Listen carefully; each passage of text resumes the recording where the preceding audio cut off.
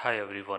कैसे हो सारे। तो आज की इस वीडियो में हम लोग बात करने वाले हैं लोरिटो कॉलेज के बारे में। और ये कॉलेज सिर्फ गर्ल्स के लिए है, ये ध्यान रखिएगा। अगर बॉयज़ ये वीडियो देख रहे हैं तो ये वीडियो आपके लिए नहीं है। तो देख सकते हो आप कि लोरिटो कॉलेज ने भी अपना अपडेट दे दिया है एडमिशन से रिलेटेड। अभी अप्लीकेशन फॉर्म फिलअप स्टार्ट नहीं हुआ है, ये ध्यान रखिएगा।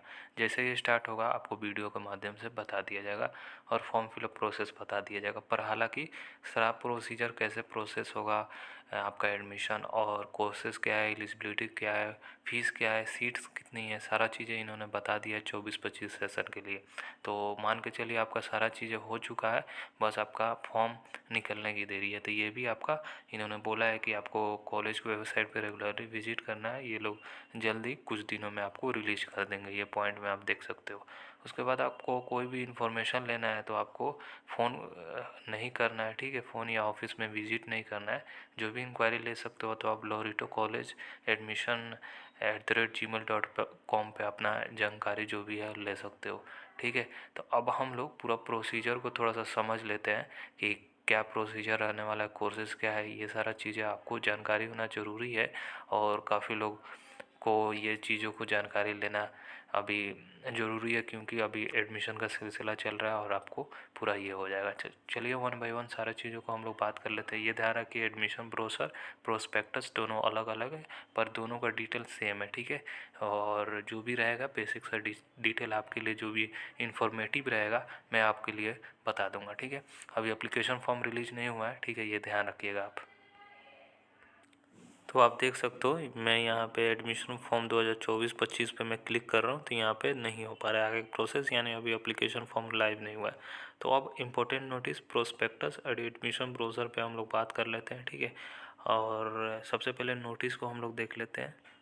जैसे ही एडमिशन नोटिस पे क्लिक कीजिएगा तो ये पीडीएफ आपको डाउनलोड होकर मिल जाएगा। तो आप देख सकते हो all information regarding UG admission 2024-25 available on the college website www.loritocollege.edu.in पे मिल जाएगा। तो जो साइट पे लेके गया हो वो साइट का लिंक डिस्क्रिप्शन में दे रहा हूँ, ये साइट पे भी आप जा सकते हो। Kindly note that no information regarding admission will be provided over the phone at the office, यानी फ़ोन और ऑफिस में आपको कोई इन्फॉर्मेशन आपको नहीं दिया जाएगा, ये ध्यान रखिएगा। आपको जो भी इन्फॉर्मेशन अगर क्वायरीज करना है तो ये ईमेल आईडी पे आप क्वायरीज अपना रेज कर सकते हो, ठीक है। अब हम लोग बात कर लेते हैं कि आपका एडमिशन प्रोसेस और कोर्सेज के बारे में हम लोग बात कर लेते हैं, ठीक है। अब हम ब्रोशर और एडमिशन का जो भी ये है प्रोस्पेक्टस है उसमें हम लोग देख लेते हैं। हालांकि उसमें बहुत सारा चीज़ों आपको समझ में नहीं आएगा, तो इसलिए मैं वन बाय वन सारा चीज़ों को एक साथ करके आपको मैं बताना जा रहा हूँ, ठीक है। तो कुछ कुछ स्लाइड मैंने आप लोगों के लिए बना लिया है कि ताकि आपको समझने में दिक्कत ना हो। तो सबसे पहले लोरिटो कॉलेज सेशन 2024-25 का एडमिशन पे हम लोग बात कर रहे हैं। यहाँ पे एडमिशन टोटली मेरिट बेस होता है। अब अप्लीकेशन फ़ीस यहाँ पे क्या लगने वाला है जब फॉर्म आएगा तब पता चलेगा, क्योंकि बहुत सारे college last year application fees नहीं लेते थे, पर इस साल से इंक्लूड हो चुका है। तो इस पर मैं अभी बात नहीं करूँगा। जैसे एप्लीकेशन फॉर्म आएगा उसमें फॉर्म फिल प्रोसेस और जनरल इंस्ट्रक्शन जो भी आएगा उसमें मैं आपको बता दूंगा, ठीक है। उसके बाद अब बात किया जाए कि कोर्सेज़ यहाँ पे क्या क्या ऑफ़र हुआ होता है, ये जान लीजिए। यहाँ पे बीकॉम का कोर्सेज नहीं है ना बीबीए है, यहाँ पे सिर्फ बीए बीएससी के कोर्सेज अवेलेबल है, लिमिटेड कोर्सेज अवेलेबल है और सीट भी काफ़ी लिमिटेड है। और ये वोमेंस कॉलेज है, ये ध्यान रखिएगा। अब बात किया जाए कि बीए का कोर्सेज कौन कौन सा यहाँ पे ऑफ़र किया जाता है, तो यहाँ पे 6 टाइप का बीए का कोर्सेज है, ये ध्यान रखिएगा। BA English honours, BA education honours, BA geography honours, BA history honours, BA political science honours, BA psychology honours, ठीक है। बीए जनरल का यहाँ पे इन्फॉर्मेशन नहीं है, पर दूसरे दूसरे साइट पे बीए जनरल भी यहाँ पे दिख रहा है।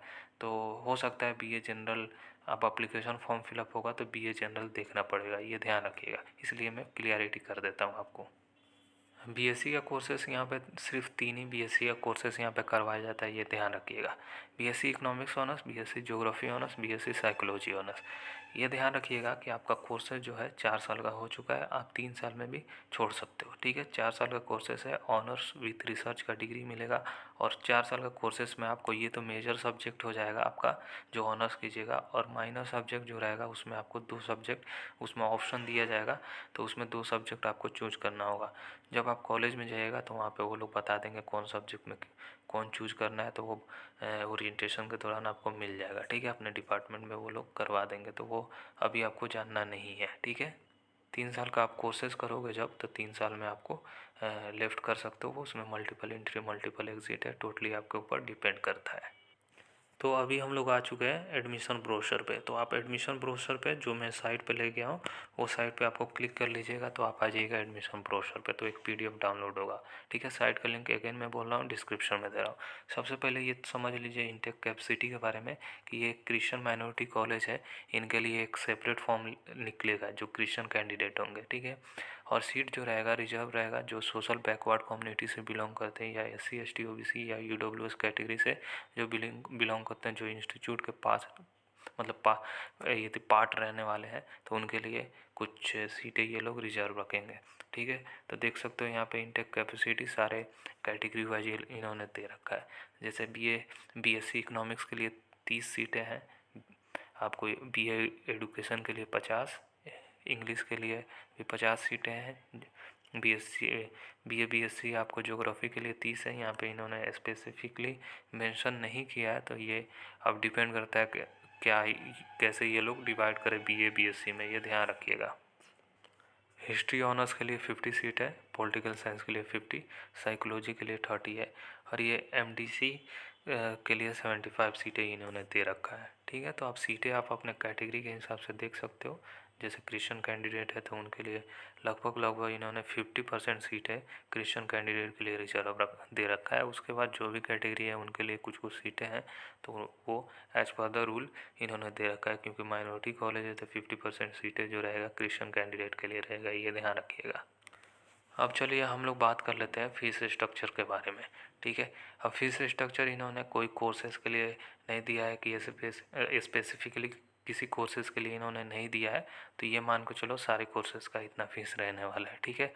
अब डिपेंड करता है किस कोर्सेज़ में प्रैक्टिकल है, जैसे किसी ज्योग्राफी और साइकोलॉजी में प्रैक्टिकल है तो ये एडिशनल चार्जेस लगेगा। जैसे film study, human rights, journalism अगर आप ले लीजिएगा सब्जेक्ट, जो माइनर मेजर जो भी सब्जेक्ट आप लीजिएगा वो लोग बता देंगे जब आपका एडमिशन होगा, तो ये एडिशनल लगेगा। बाकी आप देख सकते हो फीस, आपको एडमिशन फ़ीस 3000 लगेगा। University registration migration 200, university registration non migration 100, university sports के लिए 40, प्रैक्टिकल फ़ीस जो रहेगा ये सारे फीस एनुअली है। ज्योग्राफी के लिए 1000, साइकोलॉजी के लिए 1000, फिल्म स्टडी ह्यूमन राइट्स के लिए 1000, जर्नलिज्म 1000। उसके बाद सेमेस्टर फीस इन्होंने दे रखा है। ट्यूशन फीस आपका जो रहेगा 150 इंटू 6, आपको 900 रहने वाला है। सेमेस्टर फीस 50,000 रहने वाला है। Film study, human rights, sociology, aesthetics, self financing के लिए 6000 रहने वाला है। अब डिपेंड करता है कौन कोर्सेज आप ले रहे हो, कौन कौन सा कोर्सेज आपके ऑनर्स कोर्सेज में है, तो उसी हिसाब से ये लगेगा, और जो नहीं होगा वो नहीं लगेगा, ठीक है। तो इन्होंने ये फीस स्ट्रक्चर दे रखा है। अब एलिजिबिलिटी चेक करना है तो आपको प्रोस्पेक्टस डाउनलोड करना पड़ेगा। तो जो साइट मैंने बताया था वहाँ से, जो सामने आपको दिखा रहा था, वहाँ से प्रोस्पेक्टस आप डाउनलोड कर लेना। डाउनलोड करने के बाद आपको 40 नंबर पेज पे आना है, यानी 14 नंबर पेज पे, और यहाँ पे एलिजिबिलिटी दिया गया। ये एलिजिबिलिटी मुझे ये समझ में नहीं आया कि ये कोर्स वाइज इन्होंने ऐसा क्यों नहीं दिया है। थोड़ा सा ये काफ़ी लोगों को समझने में दिक्कत होगा, ठीक है। फिर भी मैं कोशिश करता हूँ आपके लिए समझाने के लिए। तो ये ध्यान रखिएगा, ठीक है। एलिजिबिलिटी जो रहेगा क्लास 12th में आपको जो भी रहेगा आपको पास होना ज़रूरी है। और आपको जो फर्स्ट ईयर में जाइएगा तो आपको लगभग ये, वेट अ मिनट, हाँ, तो मैं ये कह रहा था कि क्लास 12th में आपको पास होना तो ये कंपलसरी है, ये तो पता ही है। कंपार्टमेंट और फेल स्टूडेंट अलाउड नहीं रहेंगे। और आपको इंग्लिश में, जो इंग्लिश का आप पेपर दिए रहोगे, वो 100 मार्क्स का आपको देना रहेगा, जो क्लास 12th में दिए रहोगे, ठीक है। अब 100 में जो आप गेन करो वो आपके ऊपर डिपेंड करता है, ठीक है। और ये ध्यान रखिए, आप 3 साल पहले के पास आउट हो गए तो अलाउड नहीं है, ठीक है। 3 साल तक के अलाउड है। हर कॉलेज में 2021 तक का लिया जा रहा है, तो 2021 तक के अगर पास आउट हो तो ठीक है, उससे पहले आप एलिजिबल नहीं हो, ठीक है। तो जो स्टूडेंट क्लास 12th में आपको जो भी बोर्ड से मतलब पास आउट हो, CBSE, ISC, national institute of open schooling, ठीक है, मतलब जो भी आप पास आउट हो, तो आपको रिक्वायर्ड होगा समय एप्लीकेशन, मतलब कि माइग्रेशन सर्टिफिकेट के लिए। और आपको CBSE, ISC, national institute of open schooling are not required to submit the migration certificate, ठीक है। तो आपको माइग्रेशन सर्टिफिकेट इनमें नहीं देना है, कुछ कुछ बोर्ड में नहीं देना है, कुछ कुछ बोर्ड में आपको देना है। वो जब आप फिजिकल वेरिफिकेशन के लिए जाओगे तो वहाँ पे वो लोग बता देंगे। और ये ध्यान रखिएगा, आपको एलिजिबिलिटी क्राइटेरिया जो भी है वो फुलफ़िल करना ज़रूरी है, ठीक है। आपको बेस्ट ऑफ 4 जो रहेगा उसी हिसाब से आप डालना, जो भी है मतलब रैंक वाइज जो भी मार्क्स डालोगे फॉर्म फिलअप में बताया जाएगा। और जो भी मार्क्स जो रहेगा, इन्वायरमेंटल साइंस को आप नहीं लेना, इन्वायरमेंटल एडुकेशन या स्टडीज़ को आप नहीं लेना अपने जो भी एग्रीगेट कैलकुलेशन कर रहे हो। तो एक सब्जेक्ट इन्वायरमेंटल साइंस आप इलेक्टिव अगर आप पढ़े हुए इन्वायरमेंटल साइंस इलेक्टिव सब्जेक्ट में, तो 100 नंबर का आप पेपर दिए रहोगे तो अब एग्रीगेट में कर सकते हो। अब मेजर कोर्सेज में आप देख सकते हो, मतलब ऑनर्स कोर्सेज में अगर आप ले रहे हो एडमिशन, तो आपको 50% एग्रीगेट चाहिए और 45% जो भी रिलेटेड सब्जेक्ट है, मतलब आपका मेन सब्जेक्ट है उसमें रहना चाहिए, ठीक है। और 55% जो रहेगा, जो भी आपको दूसरा कॉम्बिनेशन ये दिया है कि 55% अगर रिलेटेड सब्जेक्ट में आपका रहे तभी भी आप ले सकते हो। फिर तीसरा इन्होंने ये दिया है कि 50% आपका एग्रीगेट रहे और मतलब the student has not study the subject is qualifying examination previous all clauses are satisfied. तो मतलब कोई सब्जेक्ट अगर मतलब नहीं स्टडी किए रहोगे तो आपको प्रीवियस क्वालिफाइंग एग्जामिनेशन, ये लाइन थोड़ा सा मुझे भी ये नहीं समझ में आ रहा है कि क्या इन्होंने बोला है। हालांकि इनको ऐसा एलिजिबिलिटी नहीं देना चाहिए था। मतलब मुझे जहाँ तक समझ में आ रहा है कि 50% जो एग्रीगेट रहेगा स्टूडेंट को, जो नहीं पढ़े रहेंगे जो भी सब्जेक्ट, जो भी पहले का क्वालिफाइंग एग्जामिनेशन में, तो आप प्रोवाइड कर सकते हो दूसरे सब्जेक्ट को, उनके लिए वो सेटिस्फाई होंगे।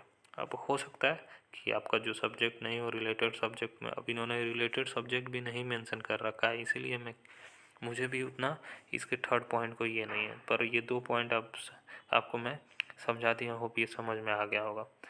Please note the major minor and IDC subject must not be identical, ठीक है। ये आइडेंटिकल नहीं है मेजर माइनर आईडीसी सब्जेक्ट, ठीक है। Film study, human rights, statistical and sociology और सेल्फ फाइनेंसिंग कोर्सेज, अगर आप ये लीजिएगा मेजर माइनर जो भी वो जब चूज करवाएंगे वहाँ पे, तो आपको ये सेल्फ फिनेंसिंग कोर्सेज है, तो ये ध्यान रखिएगा। तो आपके लिए वहाँ पे आपको 1000 रुपया एक्स्ट्रा और देना पड़ जाता है, जो आप फीस स्ट्रक्चर में मैंने बताया आपको।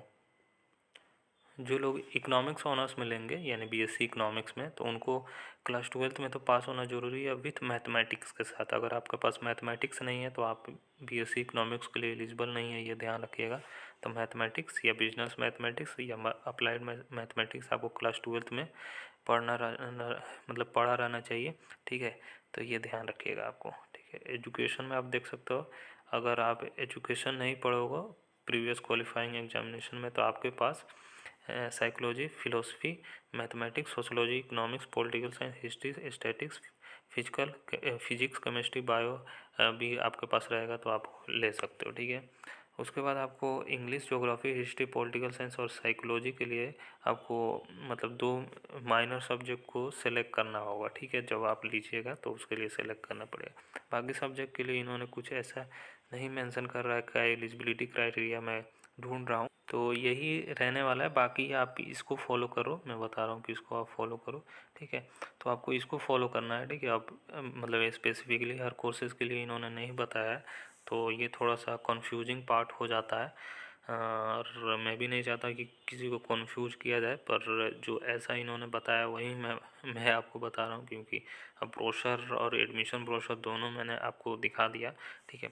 तो आप इसी को फॉलो करो कि 50% आपको एग्रीगेट रहना चाहिए और 45% जो भी रिलेटेड सब्जेक्ट रहे उसमें रहना चाहिए। फॉर एग्जांपल अगर इकोनॉमिक्स ले रहे हो तो मैथमेटिक्स में आपको 45% आपका रहना चाहिए, सिंपल है।